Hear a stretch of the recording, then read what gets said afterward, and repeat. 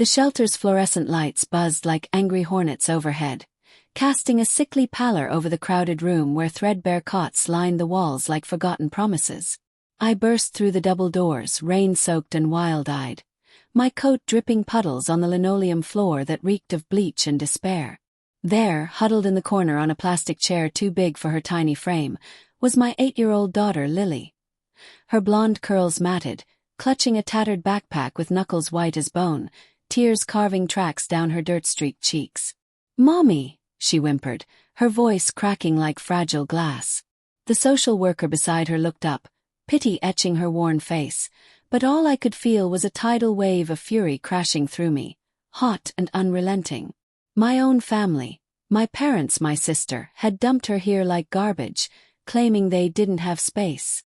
In that moment, as I scooped her into my arms, her small body trembling against mine, heartbreak and rage fused into something lethal, a vow of vengeance that would consume us all. I drove home through the storm, wipers slashing futilely at the downpour, Lily asleep in the back seat, her soft snores a stark contrast to the thunder rumbling outside. My mind replayed the phone call from the shelter an hour earlier. "Ms. Harper? We have your daughter here. Dropped off by relatives." Dropped off. Like a stray cat. Denial hit first. Surely a mistake, my family wouldn't. But the worker's details matched. My mother's silver sedan, my sister's curt explanation about overcrowding at home. Humiliation burned in my chest. How could they? I'd left Lily with them for a week while I handled a work crisis in the city, a promotion interview that demanded my full attention. They'd agreed eagerly, or so I thought. Now resentment festered, a dark seed taking root. I gripped the wheel tighter, knuckles aching, fantasies flickering. Confronting them, screaming accusations, or something sharper, more permanent. Pulling into our modest driveway, the house loomed dark and empty, porch light flickering like a guilty conscience. I carried Lily inside, her weight featherlight, and tucked her into bed. She stirred, murmuring.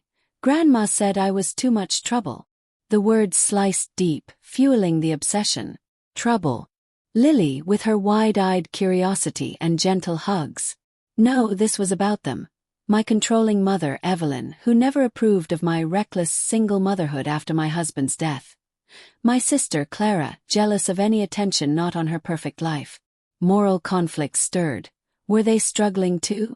Dad's health issues, the family home crammed with Clara's kids. But abandonment. At a shelter. No excuse justified that betrayal. Morning light filtered through the curtains, casting golden slats across the kitchen table where I sipped coffee, black and bitter like my thoughts. Lily padded in, rubbing her eyes, and I forced a smile, hiding the storm. "Pancakes?" I asked, voice steady despite the tremor inside. As I flipped them on the griddle, the sizzle masking my ragged breaths, she chattered about the shelter's scary noises. Each word deepened the wound. Heartbreak for her innocence lost, anger at their cruelty. I called work, feigning illness, then dialed my mother. "Anna," she answered, her tone clipped, the background hum of her bustling kitchen a mockery of normalcy. "We couldn't keep her. Clara's boys are rowdy, and the house is full. It was for the best." "For the best," I echoed, voice low to shield Lily, but laced with suppressed rage. "You left her at a homeless shelter. She's 8. Silence stretched, taut as a bowstring. "We tried, dear. But space is tight, and well, she cries a lot since your husband passed." The jab landed like a punch, blaming Lily's grief my grief. Doubt crept in. Had I overburdened them? But no, they'd volunteered. Manipulation dripped from her words, revealing hidden motives. Perhaps to punish me for abandoning the family after Dad's stroke, choosing my career over caretaking. "Come over," she suggested breezily. "We'll talk." I agreed, but inside cold resolve hardened. This wasn't ending with words. The drive to their suburban home felt eternal. Autumn leaves swirling in eddies like my chaotic thoughts. Lily stayed with a neighbor. I couldn't risk her witnessing the confrontation. The house smelled of pot roast and judgment as I stepped inside, the wallpaper peeling slightly in the corners. a sign of neglect I'd ignored. Dad sat in his recliner, frail and distant, nodding hello. Clara lounged on the couch, her two sons wrestling nearby, their laughter grating. "Anna, finally," Mother said, hugging me stiffly, her perfume cloying. We sat at the dining table, scarred from years of family meals now tainted. "Why?" I demanded, hands clasped to hide the shake. Clara shrugged, avoiding my gaze. "We warned you. The boys need room to play, and Lily, she's clingy. We thought the shelter had programs for kids." Programs. Like she was a problem to outsource. Humiliation surged. My daughter reduced to a burden. Inner turmoil raged. Part of me wanted to forgive, to mend the family fabric. But resentment won, fantasies of justice sharpening, exposing their neglect to social services, or worse, financial sabotage, knowing their shaky finances. Dialogue flowed tensely, revelations slipping out. "We didn't mean harm," Dad murmured, his voice weak, guilt flickering in his eyes. Moral complexity emerged. He was ill, dependent on Mother's decisions. Clara confessed jealousy. "You got away, Anna. Left us with the mess." Her words unveiled layers. Betrayal stemmed from their resentment of my independence after widowhood. Suspense built in subtle hints. My casual questions about their bank statements, I'd seen mail during visits, planting seeds of doubt. Fear nagged. What if revenge destroyed Dad? But obsession pushed forward. Days blurred in quiet calculation. At home, Lily's nightmares woke us, her cries echoing my heartbreak. I researched shelters online, confirming the trauma. Obsession turning to planning. Denial faded. This was war. I visited the family again, feigning reconciliation, noting details. Mother's hidden gambling slips in drawers, Clara's affair whispers from neighbors. Inner conflict peaked alone at night, staring at family photos. Guilt for plotting against blood. But cold resolve crystallized. Revenge would be slow, dismantling their security as they'd shattered mine. By week's end, the plan formed. I'd use their secrets. Anonymous tips to authorities about Dad's untreated conditions, perhaps triggering investigations. Moral grayness loomed. Justified? Or monstrous? As Lily hugged me tightly, whispering, "Don't leave me," vengeance felt righteous.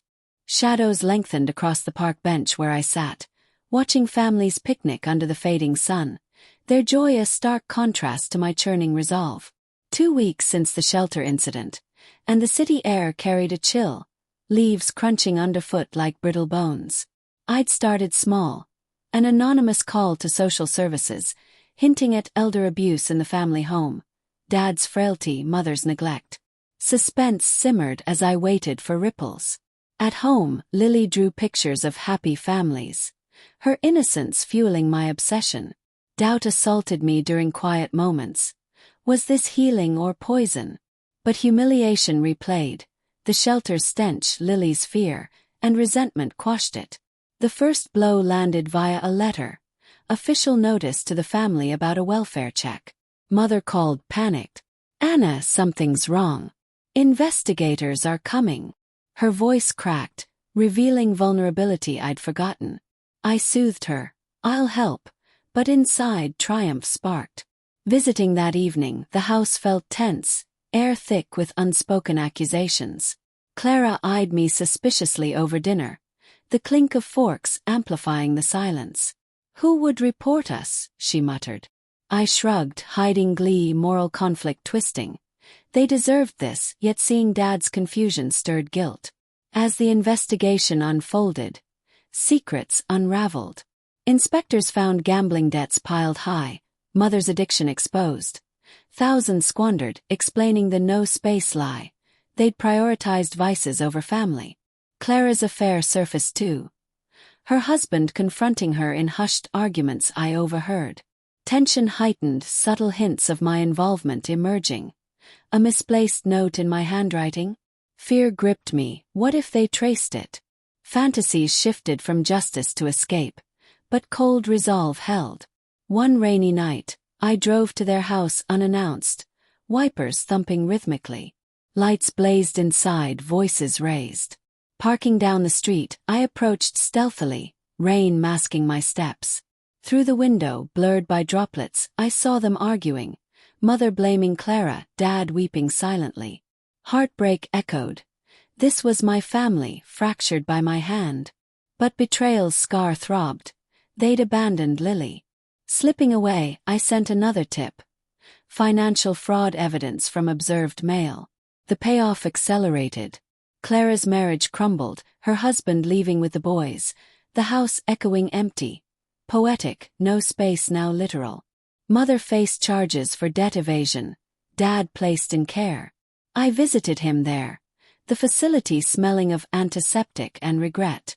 "Anna," he whispered, grasping my hand. "Why us?" Guilt crashed over me, layers peeling.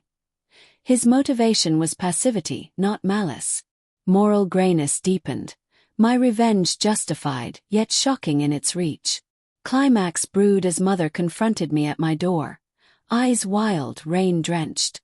"It was you," she hissed, voice raw. Dialogue erupted, natural and venomous. "You left my child in hell." Shouted. "For what?" "Your slots." She broke, confessing. "We were drowning in debt. Couldn't afford another mouth."